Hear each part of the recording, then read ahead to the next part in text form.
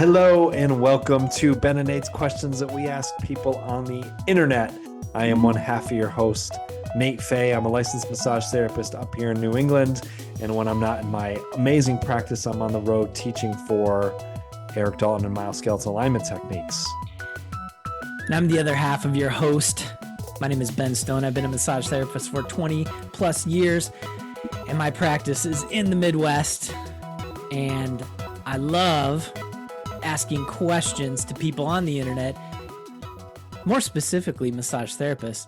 And so Nate and I came up with this idea. Hey, let's ask massage therapists questions on the internet. So that's how this show was born. And I am sharing this space with Nate. How you doing, Nate? I'm doing good, my friend. I am fresh off the heels of our annual Costa Rica retreat with Mr. Eric Dalton. And it was like high 70-degree weather all week, blue skies, cool temps. We had a lot of great massage therapists attend from all over the world, including Australia, which was pretty cool. And then I flew back to the Northeast here over the weekend, and it's snowing and raining in like 19 degrees. That's always fun when you get to go from cold or warm back to cold. Yeah, it's kind of weird. But here we are. Yeah. I want to just, before we get into things, I want to ask you about Costa Rica. Imagine I am someone who is new or has never heard of myoskeletal alignment techniques, and I hear about this Costa Rica thing. Tell me what it's all about and what I need to know if I want to learn more about this stuff. Well, in terms of the simple answer is to go to ericdalton.com and click on workshops. And at the top of the page, we have our next retreat listed, which is going to be towards the end of June this year. So we're going to go back in June of 25. And this past week when we were there it was Eric's 25th anniversary of hosting classes down there. And the short story of it is it began back in the early 2000s. An American couple built this resort to base it off of, like a health and wellness retreat. And Eric was, putting ads in like the massage publications, to advertise his courses and everything. And they got a hold of him and said, hey, do you want to come and teach a class down here in Costa Rica? And the way Eric tells it was, he's like, yeah, but nobody's going to show up, feeling like nobody knows who he is. And the first workshop was an absolute success. And here we are. We say 25 years, but there's been some years where we've done two. So, it's been 25 sessions. And, the whole idea around it was to put on a massage and manual therapy seminar, but in paradise, if you will, right? So come and learn. And at the same time, go and explore the beautiful culture that Costa Rica has to offer. So we set the class up over the course of 7 days, but that's not all class time. So there's like some half-day sessions. There's a day off in there in the resort, which is called Pura Vida. Of course, everything down in Costa Rica is called Pura Vida. That's their saying to say like pure living. I think I just learned that even though I've been down there a bunch of times. And the resort sets up excursions, like you can go do like waterfall tours and animal sanctuaries, the whitewater rafting, zip lines, cloud forest tours. And so we kind of mix in that whole fun and learning at the same time. The resort itself is a absolutely beautiful resort set up on the mountains of Alajuela. And so very like, you get your nature on. Like every morning I get up and I do a 5-mile walk around the resort. A lot of exotic birds that live there, and it's just absolutely beautiful. They have massage therapists on site, so they have their own wellness center there. So you can also sign up and get treatments while you're there. And the food is amazing. It's about as fresh as it gets in terms of, chicken, fish, vegetables, everything's buffet style, breakfast, lunch, and dinner. And of course, all the coffee and tea that you can drink too. But yeah, the food is that's my favorite part about going. Yeah, that sounds awesome.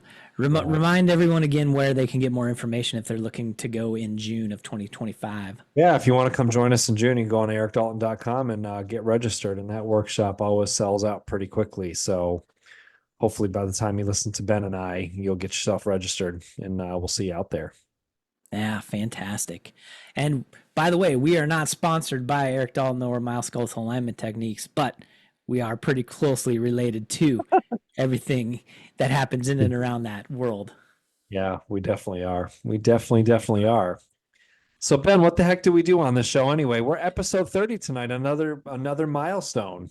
Episode 30, we keep talking about changing the name, but we love to talk about Ben and Nate's questions we ask massage therapists on the internet. And so, we come up with a question that may pertain to massage therapists, and we try to get their input on what they would like to comment on through our Facebook page, also called Ben and Nate's Questions We Ask People on the Internet. So we ask that you interact with those questions, give us your thoughts and ideas about how you would answer the question, and then we just make a podcast about it. Simple as that. It's what we do. And then when you are on your way to work, you tune into Apple Podcasts or Spotify and you listen to us. One of the tricks that I use when I'm listening to podcasts is I set the playback speed to about 1.5 or 1.7. And so you hear people talking really fast, but for some reason my brain is able to keep up with them. And so I don't know, that's a little pro tip for listening to podcasts, just a little bit faster. I like it. But before we get into the questions, I always have a different kind of question. And I have a couple of them, and the theme I'm gonna say is dad joke theme. So I'm gonna ask you, Nate, what has a spine but no bones? Ben, what has a spine and no bones? A book. I like it. Good one. I've got a follow up to that one. I don't know if it's a follow up, but do you know why you never see elephants hiding in trees? Why do you never see elephants hiding in trees? It's because they're so good at it. I like that one. And then I got to go with the class. I got one more. It's a classic. Okay, I'm ready. What's brown and sticky? Ooh, we've been doing good with a PG rated show here, but what's brown and sticky? A stick. You thought I was going somewhere else with that, didn't you? You never know when Ben and Nate are going to get wild on this show, and all of a sudden we go from a PG rating to a NC-17 rating, but it hasn't happened yet. We've been keeping it kind of calm. Yeah, we're good at that. My favorite dad joke this time of year with my patients is "See you next year." Oh, I just pulled that out like 3 times today. Oh yeah, I said it like 17 times in the past 2 days. Yeah. And so the reason I pulled up the dad jokes is because of the question that we asked on the internet. And I'm just going to read it as it was written because that's what I do. And then Nate and I are going to talk about it. So the question we asked on our Facebook page was, what is it like being a male massage therapist? What are the potential pros and cons of being a male in a predominantly female occupation? And what do male massage therapists encounter that maybe females would not? Ooh. That's a lot of questions in one question. Listen, you thought that we just asked one question a week on the internet, but we just asked like 17 questions on the internet. Yeah. I like it. That was a lot. Well, this is a good one, Ben. And I mean, we're dudes, right? We are dudes. We got into this career, both of us, about 20 years ago. The times have changed, right? So what were some things that you thought about when you got into this profession? Did anyone tell you, what are you doing? You're crazy. You're a guy. You can't do this. No one told me that. Yeah. No one told me anything. I think it was silence was the treatment that I got. It was like no one wanted to say, and there's the stereotypes I think that get thrown around as a male massage therapist, which have nothing to do with your ability to do the profession, but they, especially 20 plus years ago, it was different. And I think we're going to talk about how things have evolved. But yeah, I mean, how about you? Did you have anyone telling you that you were crazy? I mean, I know we've heard your story before on the podcast about, Yeah. You changing professions, but, tell me what it was like when you decided to make the jump. Yeah, my family didn't really get it, so it was like you said, it was met with, like silence. Nobody knew what to say. I remember like going to like school, orientation, and of course, they wanted you to purchase your massage table and like coming home with this thing. And, again, my family's like, what the hell is that? Like they couldn't wrap their head around it. And then of course my friends were either silent about it or, all the classic jokes started to come out, right? And the all too familiar massage profession jokes. So that's kind of how it all started. But, I persevered and I kind of ignored it because I knew that it was something that I wanted to do, even though I didn't fully understand, why I wanted to do it or what it was going to turn into. And then I was like told in school that I probably would have a difficult time making it in this profession as a male, right? So then I was starting to be told in school and, by teachers and assistants and people that had been in the profession for a while. That's interesting. And I was never told that in school by anyone. Good, good. So then at what point for you did you maybe feel like you were, you maybe necessarily didn't belong or that you were going to have to take the hard road in this profession? Yeah, I think I realized right away when I showed up for that first day of class, I didn't know what to expect. And I'm going to share with you a little secret. I'd never had a massage before I went to massage school. I did. I had a few actually, one of the reasons, I've talked about this before, right? Because I was a touring musician, they would bring massage therapists and chiropractors into our hotel. So I had experience with that. And then when I got off the road, it turned out one of my friends at the time, who also was a professional violinist, going to massage school. So while she was in school, way ahead of me, I just became like one of her practice partners, or that she would work on me all the time, to get those hours in that you had to get in. Yeah, that's one, You didn't have a massage at all. no, not a professional one. So what got you into massage school then? That's a good question. And I come up with different answers every time, but, it was one of those things where I had just recently read a book and it was called something about what successful people do. Hmm. And I don't really remember too much of the book now, but part of it was successful people make decisions quickly. Doesn't mean that those decisions are right or wrong, but they don't take a long time. And I had just graduated from college and I got a desk job and I was working in a cubicle and I did not particularly enjoy it. It wasn't what Yeah. I wanted to do. And there was a massage therapist who would come to the office and do chair massage. I'm like, oh, that looks kind of cool. And then one day I just decided, you know what? I'm going to do that. I'm going to quit this job. I'm going to go to massage school because successful people, when they have an idea, they just make a decision. Like, oh, that's Right. what I'm going to do. And I don't know. It turned out okay for me, but yeah, it was a difficult decision to make. I mean, I had to make some choices and sacrifice a few things and change, Mhm. get a part-time job that allowed me to go to school, all that stuff. Right. Huge transition. So you enroll in school, much like I did, and you walk in your first day. How many people in your class? We had roughly about 35 to 40, And what was the ratio? 90, Female to male. 95% female. I think So there were 3 or 4 guys.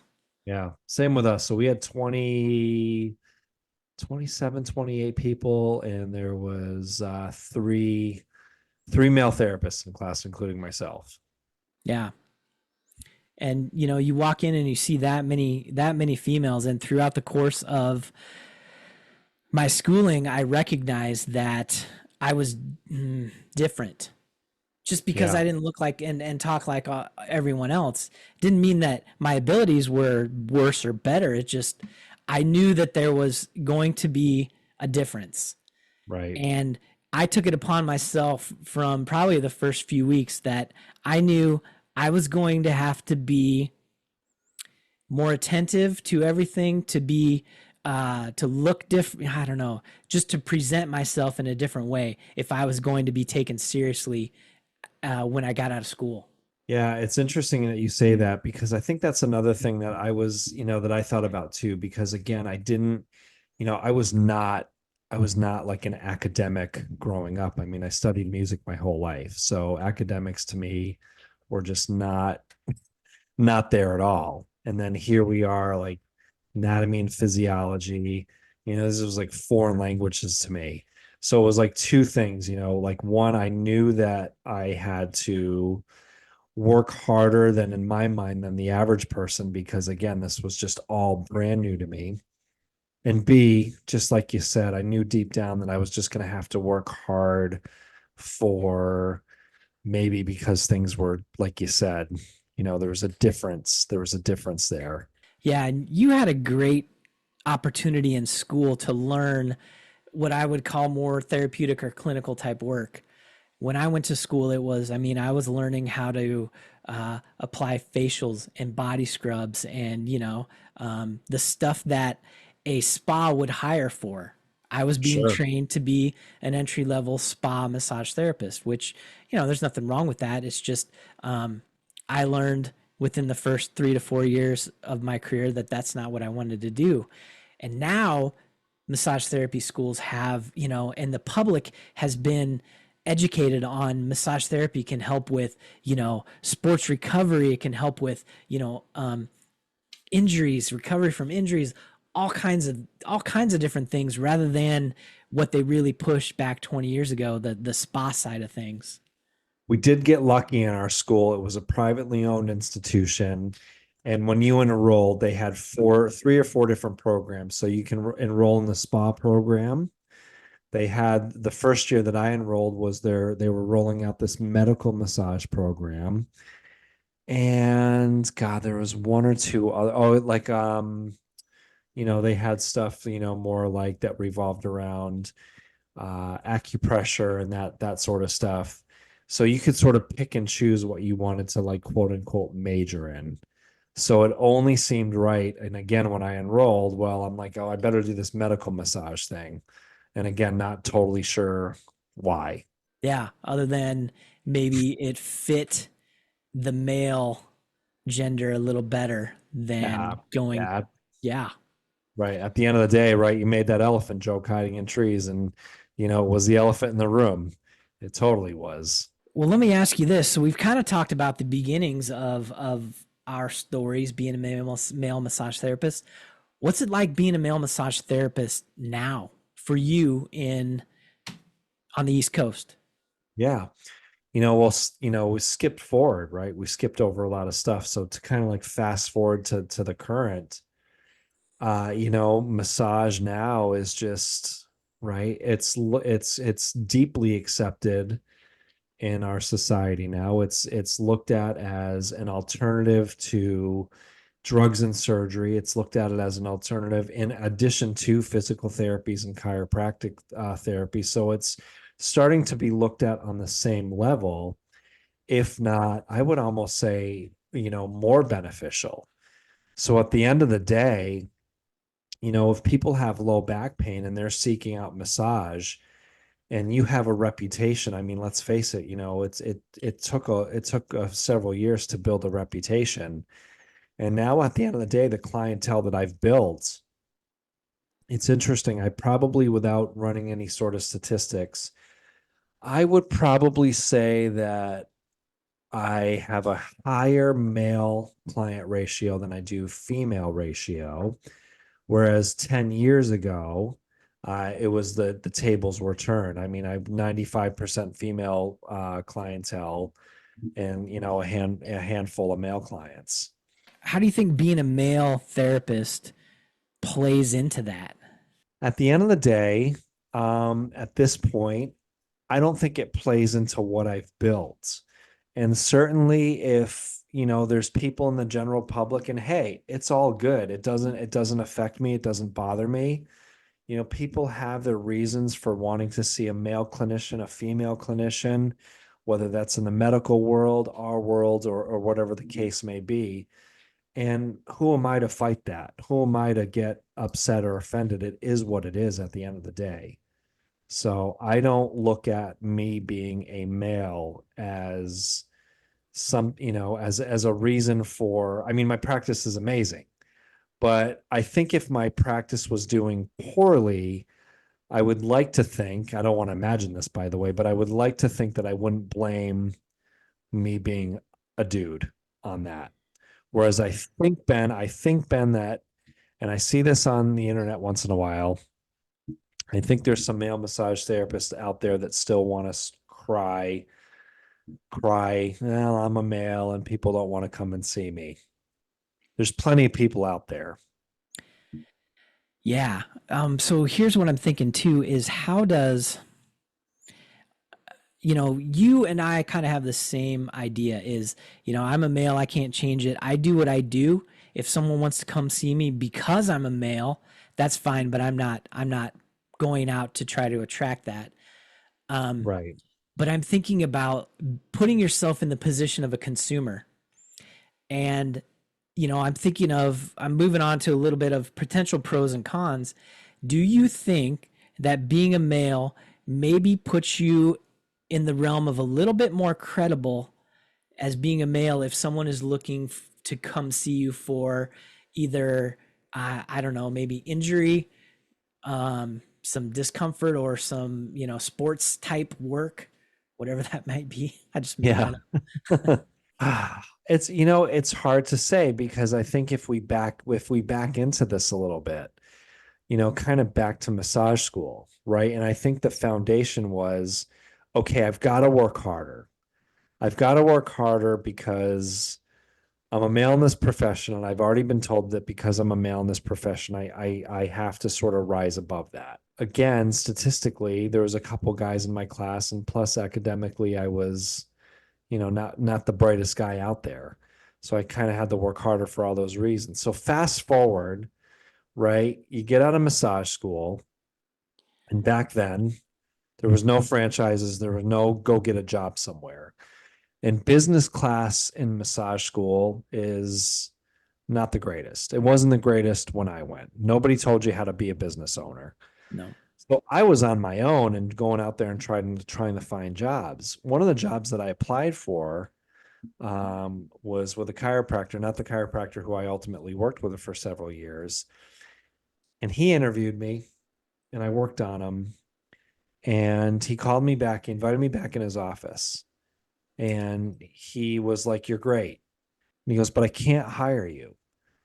And he goes, "I interviewed all my patients if they would prefer a male or a female therapist, and a majority of them said they would prefer a female therapist. So we didn't hire me because of that." And I was like, "Shit."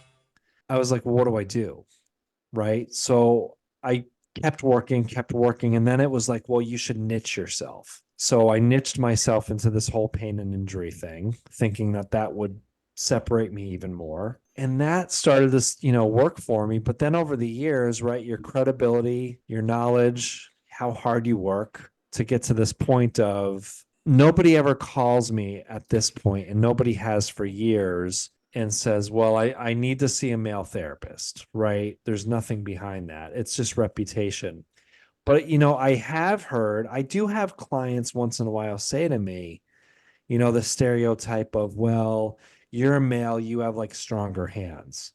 Of course, I've had plenty of female therapists work on me that I was like, thunder thumbs, man, Absolutely. So Yes. that's not necessarily, but again, the public might perceive like strength and depth as being like a masculine thing, which, listen, we can't change what the public believes. They're going to believe what they're going to believe. But Right. And that I think that would be a potential pro to being a male is you are generally thought of as stronger than a female and therefore possibly being able to apply more pressure, whatever that means. That right. doesn't necessarily mean that it's more therapeutic, but it's You can't change.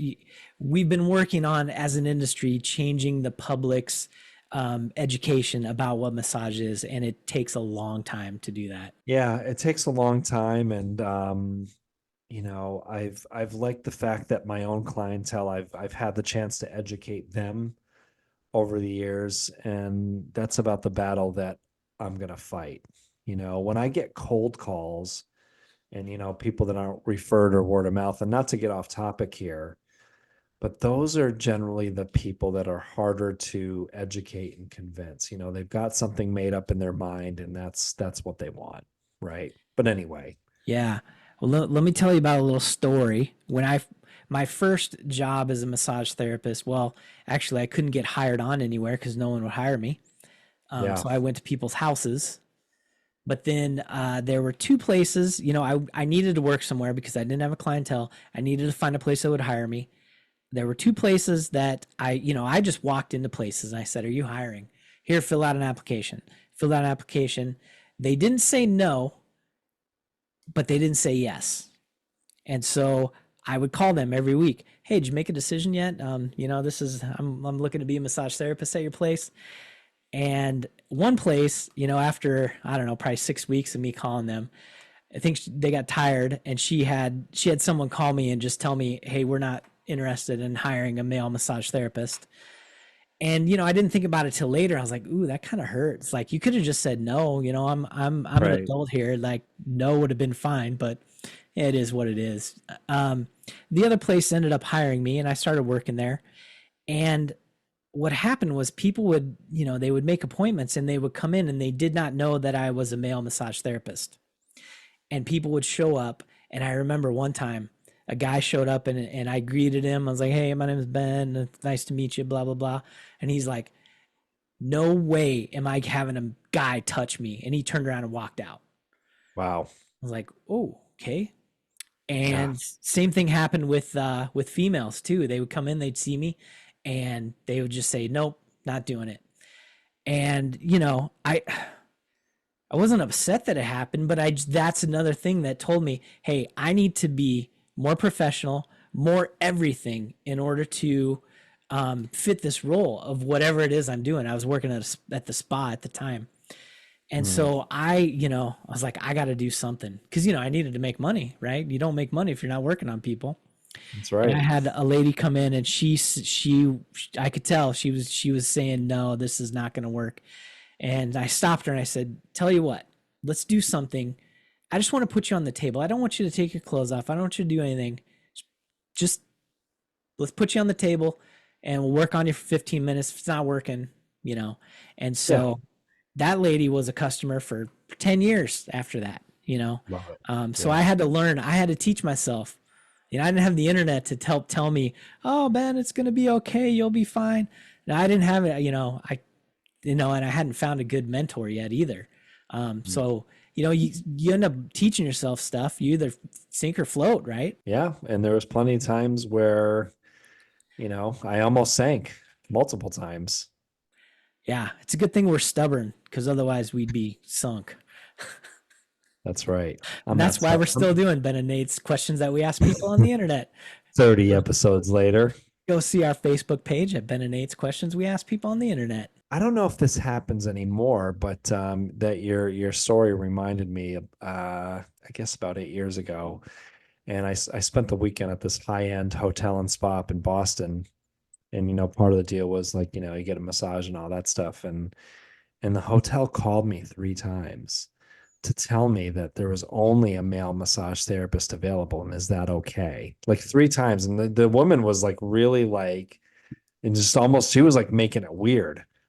And I finally broke down and told her, I said, "Listen, I'm a massage therapist myself, and it doesn't matter." Turned out to be probably one of the best massages I've ever had in my life, by the way. And Yeah. but that stuff aside, so do you think, is that like a thing anymore? Do you know, to your knowledge, at like franchises and spas, they've got Sarah on staff, they've got Ben on staff. And so I call and make an appointment. And, is that still a thing with the reception? Like, "Oh, would you prefer a male or a female, or would you prefer to see Ben or Sarah?" Is that a thing anymore? That's a good question. I'd like to think not, but I still think it is at some places. Yeah. I know I've perused the websites of Massage Envies and Massage Elements and stuff like that, and they some of them have like this scale. It's like a pressure scale, and for some people are rated at a pressure scale of whatever it is, 10 pressures, whatever they are, thumbs or something like that. I don't know. And I thought that was weird. But you know, I think these salons and spas and places like Massage Envy, what makes them stand out when you compare them to a place like yours? You know, they're not really anything special. They're just your general massage place. It goes back to older times where people are like, "Oh, do you want a male or a female massage therapist?" So I'm guessing it still happens, but I don't know. What do you think? My guess is it still happens, but I don't, probably not to the extent that it used to, because again, back to what we said in the beginning, just how widely massage therapy is accepted now, and the public's general understanding or what they think massage therapy is has changed tremendously, right? Yeah. So my guess is probably not as much. Again, at the end of the day, people should, I guess, know going into it, especially if it's a new experience for them.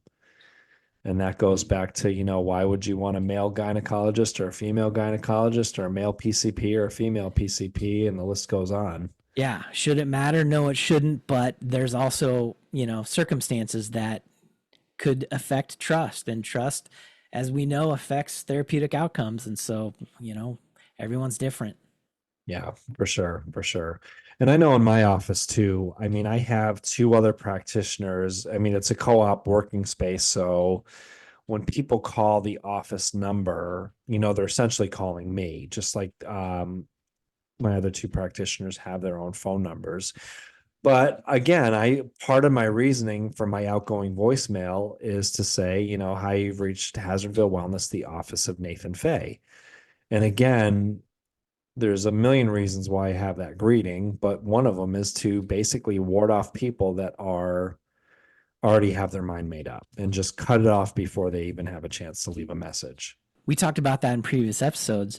Let people know who you are and what you do so that you can Yeah. attract those people, or, you know, send the people away that are not your people. One thing that's on the surface here, actually, I want to stay with what we're talking about. So I still do see male massage therapists post on like a lot of the open Facebook groups that they're struggling, and that they think it's because they're male. So do you still see, and do you still interact with male massage therapists that still feel like that stigma is attached to them? You know, I don't see that. And there are not a lot of male massage therapists in my area. Yeah. Um, I do. It's hard to say. So I don't have enough information really to answer that question. What would you say? What would you say to a post like that? If you were perusing, some of the massage Facebook groups, and you saw, a male post, "Hey, I'm a male massage therapist and I'm struggling because I'm a male." What would you say to them? What would your advice or recommendations be? Man, just like you and I said at the beginning, it's not about being a male or female. It's about running your business the right way, doing things the right way. And, you know, sometimes if you're not doing things the right way and you can't make those corrections, maybe you're not cut out to be in this profession. But I mean, there's so many people that need massage, and there's so many resources. Like I just had a class, last month, and I talked about all of the little things to do to make yourself stand out as a massage therapist that have nothing to do with hands-on work. Doing something like that, I think would definitely help someone who feels like they're struggling, because I think most massage therapists, their ability to do hands-on work is going to evolve over time, and you're only going to get better. Yeah. But the soft skills, talking to people, you know, doing all the things to help the therapeutic outcome, increasing trust, just studying anatomy, all of those things takes time. You can't do it overnight. So then, in terms of the profession itself, another thing that is often talked about is in the world of continuing education, that's predominantly, that aspect of massage therapy is primarily male run. Yeah. And is that what you see? Do you feel like it's predominantly male? Yes and no. I mean, if you really look at who's out there teaching, and again, guilty of not really pulling any statistics. What are the current statistics in terms of like male to female, therapists out there, teaching world, so on and so forth. It's certainly known that some of the more, if you will, famous teachers in our profession, happen to be male therapists, right? But there's plenty of amazing female teachers out there. And you and I both are kind of in the realm of clinical massage and therapeutic massage. And there's all different areas of massage. There's Sure. myofascial work, there's energy work, there's all different. And so, to be honest, I'm not familiar with who the I'm going to call them big wigs in those arenas are, and Yeah. they could also be female. And so, like you said, I haven't done enough research, and that's why we just like to talk and ask questions Right. on this show that we call Ben and Nate's questions. We ask people Yeah. on the internet. Well, I mean, let's see. I mean, we can just, I mean, I could probably, Ruth Warner, right? One Yeah. of the biggest names in our industry, the goddess of pathology, if you will, the queen of pathology in the massage industry. The rebel Allison Denny, Diane Yep. Matkowski, Laura Allen Clayton. I know she's down south and she writes a lot of academic books. Sue Hitzman, Sally. Oh God, I see her all the time, and I know she's a big academic in our world, and I'm guilty as charged for having a little bit of amnesia here. Yeah. But And yeah, so what you're saying is there's a lot. there's a lot. We just named a few already. And I mean, and I would be able to name just about just as many males as females, so maybe Yeah, I think probably maybe 15 years ago it would have been different, but I think there is more of a, I don't know, balance between female right. and male educators now, would you say? I think there is, but I think there's also the illusion that there's more male massage educators because, well, let's face it. I mean, out in the public eye, right? We certainly see our good friend Eric Dalton just blasted all over the place, and James Wozlowski and some of those folks as well. John Barnes and so on and so forth. But Yeah. like Eric and I were talking about it last night is I guess it depends on how good your marketing team is too, right? I mean, we have some powerhouses behind Eric, just blasting our information out there. So I guess it depends on that too. So that might change your perception on who's out there and who's not. But Well, and also I'm going to throw out there that we have the algorithm to thank for what you see and what you don't see. sure do. So that's something.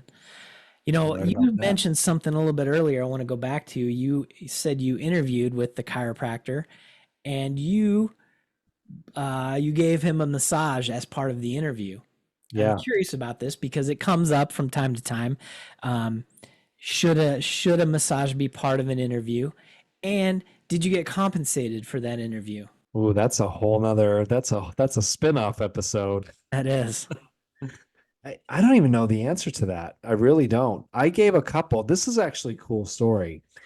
And then I'm going to circle back to that because again, it's all these little things are reminding me.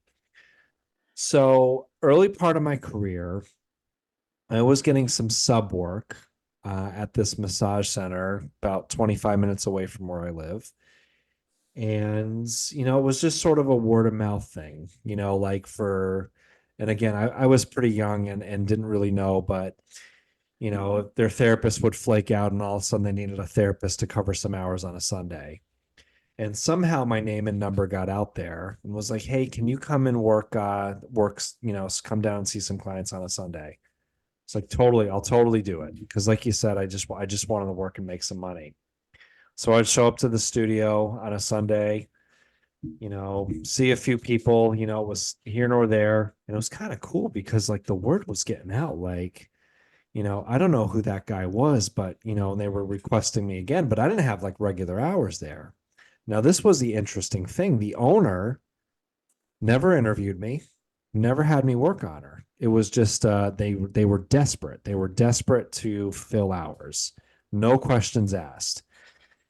So one day I got called in to do a couples massage. You ever do a couples massage? I've done Like a lot of perform them. one? Yeah. I don't think I've only done one or two in my whole career. So I get called in to do this couples massage. And the other therapist, I remember like we had like a good, for barely just meeting each other, it was a good vibe there. We had, and we had like just a good rhythm between us. And the person that I worked on, it was I think it was a husband, wife, boyfriend, girlfriend, doesn't matter. And and the person that I worked on was like, that was the best massage I ever had. Right. So then the owner, like a week later, calls me up and she's like, I need to come and interview you and have you work on me because like you're like getting requested all the time. So I need to know like who you are. And at that point, I was like, what is it? I mean, again, I was young. I was like, what does it matter at this point? You know? And but anyway, that's a anticlimactic ending to say that was just an interesting avenue to say that being a male certainly didn't matter and it was what it was. Yeah, it's interesting. Why does a massage need to be part of an interview? And I'll be honest, at the place I worked when we were interviewing people, I didn't care. I didn't care how their massage was. I wanted to know how they were talking to people. Mhm. Can you, can you build trust? Can you build that rapport? Can you talk to people? Or are you just some kind of weirdo that's just like, okay, we do massage now, you know? Right, right. Because Yeah, everyone's massage is going to evolve and get better and change over the time, especially if I'm working with you. And yeah, so we never did interviews that included a massage. yeah. I'm with you. Any massage therapist I've had come through my office, I've wanted to talk to them and I've said, talk to me like I'm your client and take me through your whole process. And that was always the most important thing for me. I don't think I don't know. I've had a half a dozen massage therapists come through my office, and other than just some casual work here and there, I never asked any of them to like get on their table and have them work on me. So What do you I'm think with that another part of the question, the multi-part question that we asked was what do male massage therapists encounter that females might not? hard to say because I'm not a female. I know. At least But when I what do you checked. think males What do I would think? encounter that females wouldn't? Well, my guess is talking to a lot of female therapists. My guess is perhaps some of the boundary issues, perhaps the sexual stuff, that kind of thing. I Yeah, don't inappropriate behavior. appropriate behavior, comments, and even in the groups, I see a lot of female therapists post like the messages they get and the text messages they get and that sort of stuff. And that I don't typically see male massage therapists posting or talking about that stuff. However, who knows? I mean, in my 20 years, I think in the beginning of my career, I had one guy try to pull a move on me during the session, and that was it.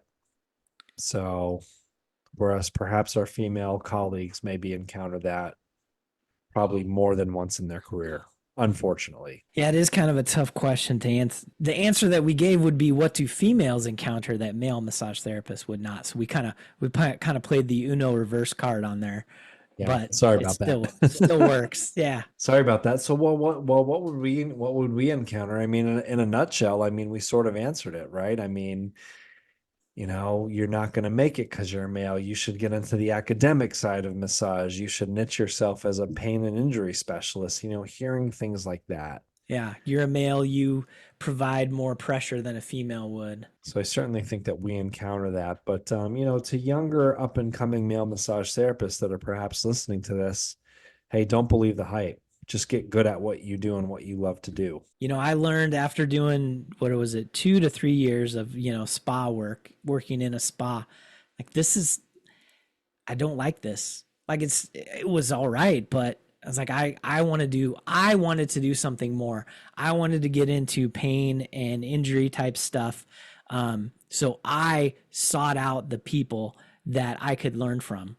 And it Yeah. took a while back then, the internet wasn't really very big. I didn't know where to go. I didn't have the money to travel. So it was a little more difficult. I took a class called myofascial connections. I'm like, ooh, yeah, because the fascial work's a hot button, Right. and especially, when it was kind of newer. And I went to this class, and boy, I tell you what, I hated it. It was we're we're gonna hold this tissue for 20 minutes. I'm like, what? No, I I wouldn't even want that done to me. How am I gonna do it to someone? And I don't know. So Oh I my I God. sifted through a lot of classes that I didn't like in order to find the ones that I do, and now those are the ones I gravitate toward. Yeah. Myoskeletal alignment. I like James Ozlowski. I like Till Lukow and Whitney Lowe. That type of work calls out to me just because that's what I want to do. Now, if I liked the spa work, I would have stayed there, and we wouldn't be talking about this right now because Well, it would be a different show altogether. and I'll say it again. I said it kind of earlier, that massage I had up in Boston that time at that high-end spa, best spa massage I ever had, you know, by a male, rubbing coffee grounds, essential oils, man, just knocking me out and knocking my socks off. Yeah, Best massage. One of the top three massages I ever had, hands down. nice. Well, what do you think? Should we talk about some big takeaways for today? I want to ask one more question. Oh, yeah, Of what absolutely. you just talked about. And this is a short one. Yeah. So you've been doing this 20 years. How many years into your career were you like, okay, it's happening. I'm gonna make it? When did you have your moment of like, this is gonna work? I still have doubts if it's going to work or not. There's days where, you have a couple people cancel, a couple people get sick, and your day's like shot, like, oh man, am I ever going to make it? No, I would say, man, I'm a late bloomer. I would say Yeah. probably closer to 8 years, 8 to 10 years into my career where I really felt, hey, I know what I'm doing. I'm getting there. I'm not all the way there, but Right. I feel like I can make this. Yeah. How about Yeah. you? It was about let's see, 2004 to let's six. So I think, yeah, about the 6 year mark. It was about 6 years in that I was like, okay, like it's something's happening. And again, probably like you, it was about the uh 8 year mark where I was like, all right, I'm getting there. And yeah, probably 10 years in, I was like, it's happening. I'm at the point now where I don't really even do any advertising. I, Yeah. I still have my connections with all my people, my chiropractors, my PTs, Mhm. all those people. Um, but I don't advertise, and I don't need to. Yeah. And I like It's that. pretty cool. I like it too. It's pretty good place to be. Yeah. I was just gonna say, and I certainly don't take it for granted. You know, Granted, what's the word? I don't take it for granted. I don't know. No, granite, it's like a the joke. rock. Yeah. Granted, granted, Granted, yes, I know. granted. Yeah. Like my cohorts in the background yelling at me. I like granite. I'm gonna use that. I'm gonna say that. I'm gonna take it for granted. I like slipping in words that is like not quite right, and people look at you you're like, did you just say doo doo? Right. Because we're like we're dead we're old guys. That's what we do. And I'm grateful because both you and I have worked hard to get where we're at. And Yeah. it's not an easy thing. Not everyone makes it, especially, working for yourself.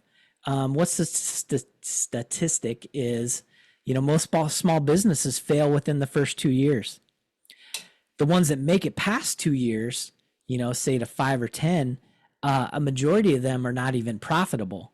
Right. They're just barely making ends meet. And so I am grateful to have, I had this business that I sold a couple years ago, ran that for 8 years.